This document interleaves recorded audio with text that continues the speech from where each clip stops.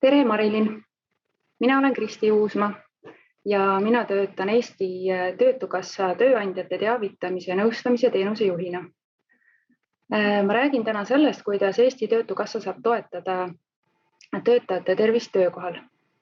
Inimesed on liikunud üha enam füüsiliselt töölt vaimsele tööle ja muutunud on töö iseloom ja nõudmised. Need muutused panevad proovile meie tervise. Hinnanguliselt kogeb aastas vaimse tervise probleemi iga 5 inimene, kuid kogu elu jooksul lausa iga teine inimene maailmas. Euroopas on järjest rohkem levinud vaimse tervise probleemid, mis toovad kaasa haiguse tõttu kaduma läinud töötunnid ja liiga varajase töölt kõrvale jäämise. Arvatakse, et varsti on Euroopas töövõimetuslehtede peamiseks põhjuseks depressioon. Ja vastavalt Sotsiaalministeeriumi 2019. aasta töökeskkonna vaimse tervise analüüsile on Eestis vaimse tervise häired teisel kohal töövõime vähenemise põhjustest. Vaimset tervist mõjutavad nii inimese individuaalsed omadused, kogemused ja käitumismustrid kui ka sotsiaalmajanduslikud olud ja meie keskkond. Me veedame väga palju aega tööl ja meid mõjutab olulisel määral selles keskkonnas toimub. Seetõttu peetakse töökohti võtmekohtadeks tööealiste inimeste vaimse tervise edendamisel. Seetõttu on ka tööandjal kohustus korraldada töö ja meie töökoht selliselt, et oleks tagatud töötaja hea füüsiline ja vaimne tervis. Töökeskkonnas nimetatakse vaimset tervist mõjutavaid tegureid psühhosotsiaalseteks ohuteguriteks. Need on näiteks õnnetus või vägivalla ohuga töö, ebavõrdne kohtlemine, kiusamine, ahistamine tööl, töötaja võimetele mittevastav töö, pikaajaline töötamine üksinda ja monotoonne töö ning muud juhtimise ja töökorralduse ja töökeskkonnaga seotud tegurid, mis võivad mõjutada töötaja vaimset või ka füüsilist tervist ja sealhulgas põhjustada tööstressi. Enamasti tekitab probleeme halb töökorraldus ja kehvad töösuhted, kuid suur stressiallikas on kindlasti kiire töötempo ja suhtlemine probleemsete klientidega. Vaimse tervise probleemidega töötajal võib olla raskel perioodil madalam motiveeritus ja suutlikkus, sageneda võib tööd puudumine ja ka hoopis haigena töötamine, mis mõjutab nii töötaja heaolu kui ka ettevõtte produktiivsust. Aga Eesti Töötukassa osutab erinevaid teenuseid, et toetada inimeste vaimset tervist. Inimesed, kellel on vähenenud töövõime, saavad osaleda rehabilitatsiooniteenustel. Tööalane rehabilitatsioon on mõeldud inimestele, kellel on puude või haiguse tõttu mitmeid takistusi ja kes vajavad seetõttu tööle asumiseks või töötamise jätkamiseks erinevate spetsialistide abi. Teenuste hulgas on inimesele kättesaadav ka psühholoogiline nõustamine. Töötukassal on tööotsijale ja koondamisteate saanutele samuti psühholoogilise nõustamise teenus. Tööst ilmajäämine ning töö otsimine võib emotsionaalselt üsna kurnav olla. Nõustamist saab küsida siis, kui klient tunneb, et on hakanud kahtlema oma võimetes ja oskustes või uuesti tööturule sisenemine valmistab ebakindlust ja hirmu. Psühholoog saab aidata nende pingetega toime tulla, et inimene tööturult kõrvale ei jääks. Töötukassa kaudu on võimalik osaleda ka kogemusnõustamisel, mille eesmärk on terviseprobleemiga kliendi toimetuleku toetamine, motivatsiooni ja enesekindluse suurendamine ning ettevalmistamine tööotsinguks ja tööeluks või töötamise jätkamiseks. Seda teenust saavad kasutada nii vähenenud töövõimega töötu, õppiv või koondamisteatega tööotsija või ka hoopis töötav inimene. Kuid Töötukassal on tasuta nõustamisteenus ka tööandjatele, mille raames saab tööandja ülevaate, kuidas töökeskkonnas erinevate terviseprobleemidega või erivajadusega inimesi toetada. Meie nõustajad viivad läbi koolitusi, seminare ning annavad praktilisi soovitusi, tööandja juures kohapeal või ka veebi vahendusel. Meie seminaride teemade hulka kuuluvad vaimne tervis, liikumine, kroonilised haigused, kuulmine ja nägemine. Vaimse tervise osas oleme läbi viinud seminare näiteks ärevus- ja meeleoluhäire, raskete stressireaktsioonide, psühhootiliste seisundite, läbipõlemise, isiksuse häirete, vaimupuude ja autismi teemal. Viimasel ajal on tööandjad huvitatud just vaimset tervist puudutavatest teemadest ja eriti just läbipõlemise ennetamisest. Me anname nõu ka siis, kui tööandja soovib tööle võtta inimese, kellel on mõni erivajadus, et tema värbamine ja töökeskkonnaga harjumine kulgeks sujuvalt.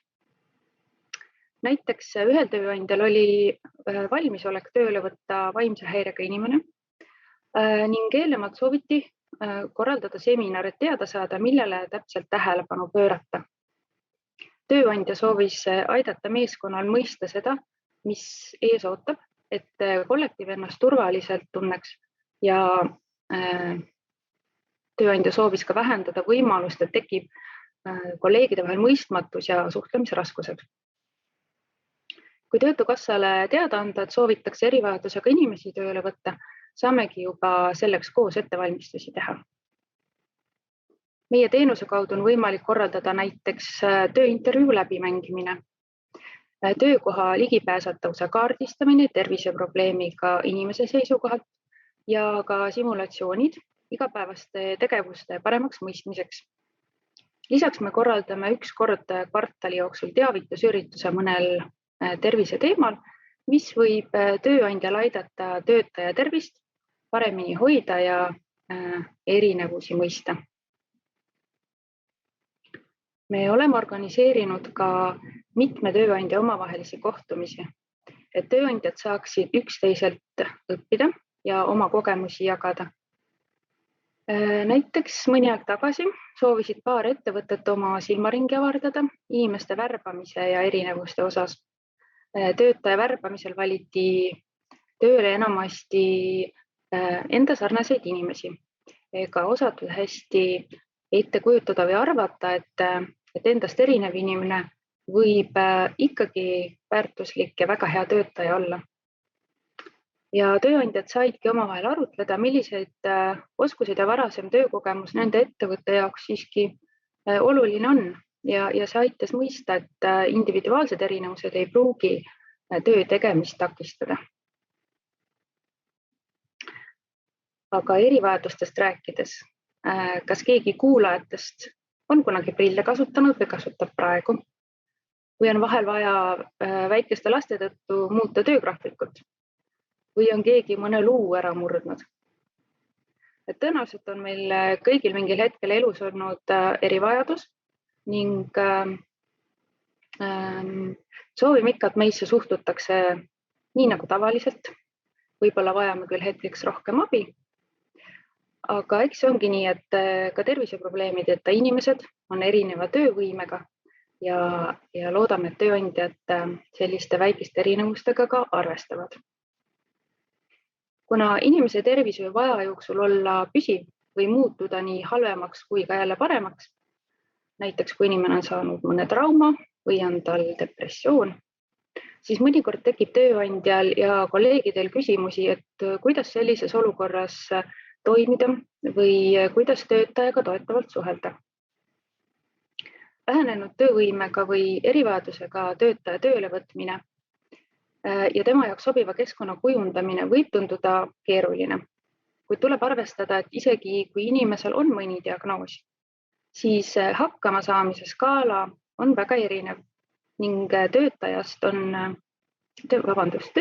on mõistlik inimesesse suhtuda võimalikult personaalselt, et välja selgitada, mida see konkreetne töötaja täpselt teha oskab ja suudab. Ja vajadusel saame me kaasata ka erispetsialiste, kes saavad viia läbi erinevaid koolitusi või nõustamisi, näiteks kui on vaja kasutada viipekeeletõlki, kui soovitakse vaegkuulja tööle võtta või siis hoopis mõni arst mõne muu terviseprobleemi puhul. Tööandjal või ka kolleegidel võib olla hirm tundmatuse ees ja see on tegelikult adekvaatne tunne, kui ees on ootamas midagi tundmatut.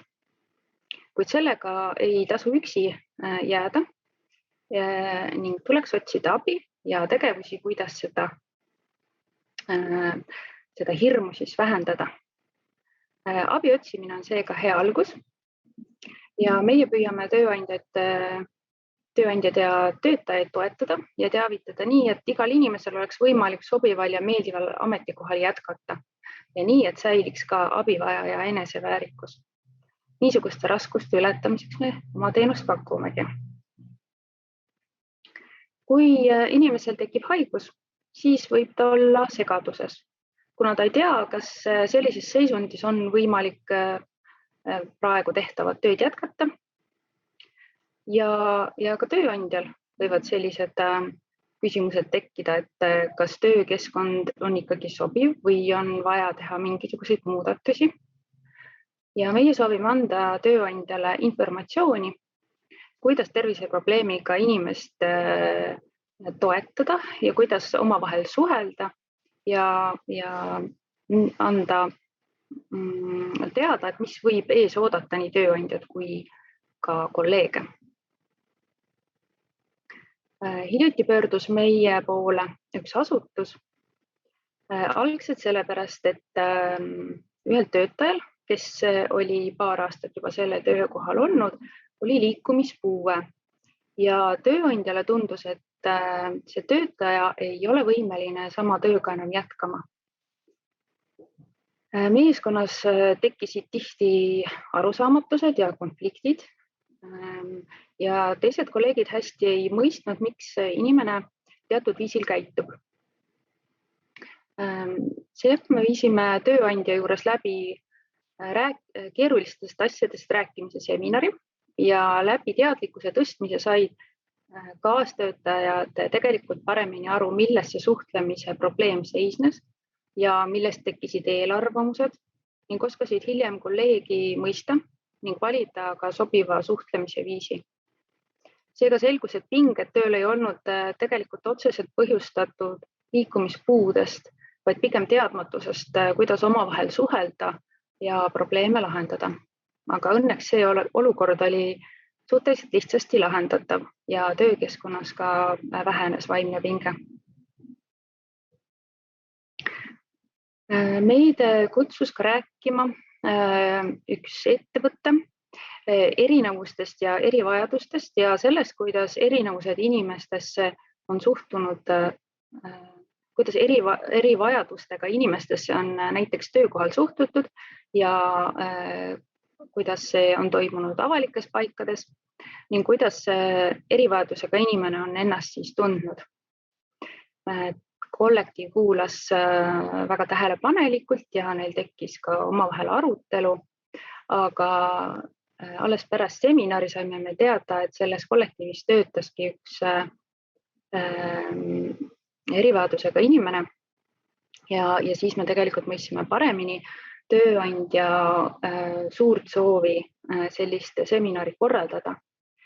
Et meie sisendi koosolekul küll saime aru, et tööandja on väga huvitatud teemast, aga päris põhjust me ei teadnud. Aga sellise seminari vorm või ütleme, selle vormi hea külg ongi see, et osalejad saavad õpitud juba kohe rakendada ja saavadki juba selle seminari käigus rääkida sellest, et mis neid võib-olla hirmutab või mida nad mõtlevad ja mida nad arvavad, et kuidas võiks edaspidi omavahel paremini suhelda. Me saame aidata tööandjat ka läbi kogemusnõustamise. Kui tööandjale räägib oma kogemusest sarnase terviseprobleemiga inimene, kes teeb sarnast tööd, siis võib see tööandjat veidi aidata. Näiteks kui ettevõttes töötab inimene, kellel on pikka aega olnud depressioon, siis võib nii töötajale kui sellele tööandjale olla kasulik kuulata, kuidas teine inimene sarnase kogemusega on hakkama saanud ja kuidas tema tööd oli võimalik vastavalt tema vajadustele ümber korraldada.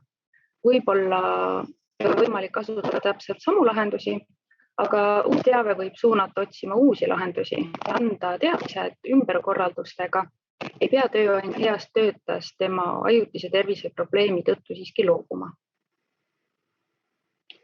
Töötervist saame aga ise hoida niimoodi, et hoiame oma organismi töökorras. Fookuses tuleb hoida nii vaimset kui füüsilist tervist, sest füüsilise tervise probleemid mõjutavad ka meie vaimse tervise tasakaalu ja vastupidi. Pikalt pinge all kannatamine rikub tervist ning seda taastada on keerulisem kui ennetada terviseprobleemide tekkimist.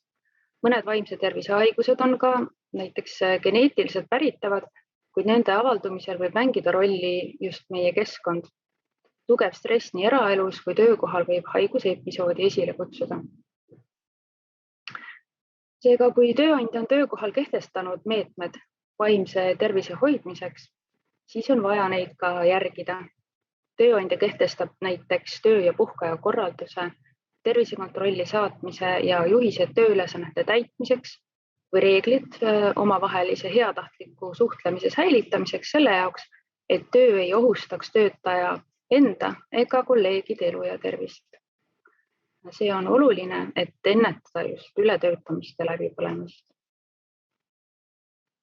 Mõned lihtsad soovitused enda tervise toetamiseks on näiteks sellised. Püüame leida iga päev vähemalt ühe positiivse tegevuse, mis meid rõõmustab. Kindlasti peaks jälgima oma unerütmi ja püüda magada võimalikult regulaarsetel aegadel ja vähemalt 8 tundi, et püsida vaimselt võimekas. Süüa tasub muidugi regulaarselt ja mitmekesiselt ning tarbida erinevaid toidugruppe. Püüame olla ka aktiivsed ja liikuda päevas nii palju, kui meil võimalik on, eriti hea, kui seda saab teha õues. Ja kindlasti tuleb kasuks õppida hästi konflikte lahendama, et ennetada suhtlemisest tingitud pingeid. Kui aga pingeid ja stress töökohal kipuvad siiski liiga suureks minema ja see takistab töö tegemist, on mõistlik oma olukorrast tööandjale teada anda, oma probleemist põhjalikult rääkida ja abi küsida. Töötukassa tööandjate nõustamise ja teavitamise meeskond saabki siinkohal kindlasti toeks olla. Tänan teid osavõtmise ja kuulamise eest.